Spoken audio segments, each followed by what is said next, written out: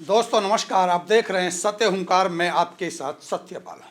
आज हम आपको दिखाने जा रहे हैं फरीदाबाद नगर निगम का वो काला सच जिसे देखकर आपके होश उड़ जाएंगे। जिस निगम का काम है शहर को बेहतर बनाना, वही निगम आज फरीदाबाद को भ्रष्टाचार की राजधानी बनाने पर तुला हुआ है। वार्ड 25, 26 और 27 में हुए विकास कार्यों की जब ग्राउंड रिपोर्ट की जांच की गई तो जो सच्चाई सामने आई वो सिस्टम की सड़ांध को बेनकाब करने वाली है। टेंडर में कहा गया था कि इंटरलॉकिंग टाइल ISI मार्का 40 ग्रेड की लगाई जानी है, लेकिन जो टाइल्स लगाई जा रही हैं वो 20 ग्रेड की लगा दी जा रही हैं।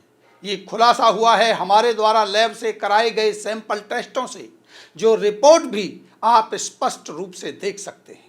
यानी इस रिपोर्ट के बाद ये साफ हो गया है कि आधा पैसा भ्रष्टाचार की भेंट चढ़ रहा है और आधा पैसा इस नेताओं, ठेकेदारों और अधिकारियों की जेब में जा रहा है। आधा माल घटिया क्वालिटी का लगाया गया है।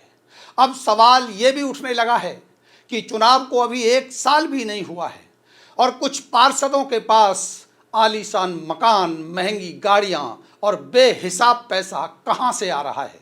क्या ये पैसा जनता की सड़कों से निकाला गया है? क्या ये पैसा सीवर, नालियों और सड़कों, टाइलों से चूसा गया है? वार्ड 25 के निगम पार्षद ने चुनावों के कुछ महीने बाद ही अपने घर, ऑफिस का निर्माण कराया। ये पैसा कहां से आया? जबकि चुनावों के दौरान दिए गए शपथ पत्र में उनकी मासिक आय केवल 30-40 हजार के आसपास ही थी। इतनी इनकम में तो घर का खर्चा भी नहीं चलता, तो ऑफिस का खर्चा और निर्माण करने का पैसा आखिर कहां से आया? तो वहीं दूसरी तरफ घटिया गुणवत्ता का सबसे बड़ा सबूत यह है कि सड़कें बनते ही क्यों टूट रही हैं, सड़कें क्यों जमीन में धंस रही हैं, टाइलें उखड़ते ही क्यों बिखर रही हैं, सीवर हर गली में क्यों बह रहा है। ठेकेदार क्यों कहते हैं कि सही गुणवत्ता का काम कर पाना संभव ही नहीं है, मोटा कमीशन देना पड़ता है। कौन है वो जो ठेकेदार से कमीशन मांगता है और कौन है वो जो इस काम की रुकावट का कारण बनता है? अब सबसे बड़ा सवाल ये भी है कि निगम के इंजीनियर अंधे हो गए हैं या इन ठेकेदारों से मिले हुए हैं। जांच एजेंसियां सो रही हैं या हिस्सा ले रही हैं? क्या पूरा सिस्टम लूट के साझेदारों की गैंग बन चुका है? भले ही विधायक की छवि ईमानदार बताई जाती हो, उनके बारे में ये कहा जाता हो कि वो निष्पक्ष और ईमानदार छवि के नेता हैं, लेकिन उनके ही इलाके में हो रहा ये खुला भ्रष्टाचार आज उनकी ईमानदारी पर सबसे बड़ा सवालिया निशान लगा रहा है।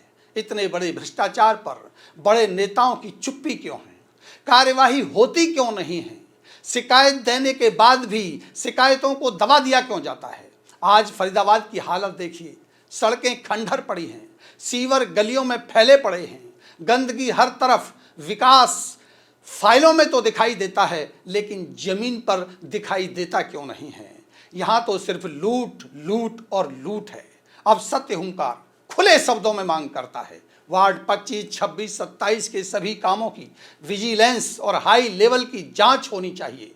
निर्माण सामग्री जैसे इंटरलॉकिंग टाइल के सैंपल सील करके श्री राम लैब से टेस्ट कराए जाएं ताकि असल सच सामने आ सके।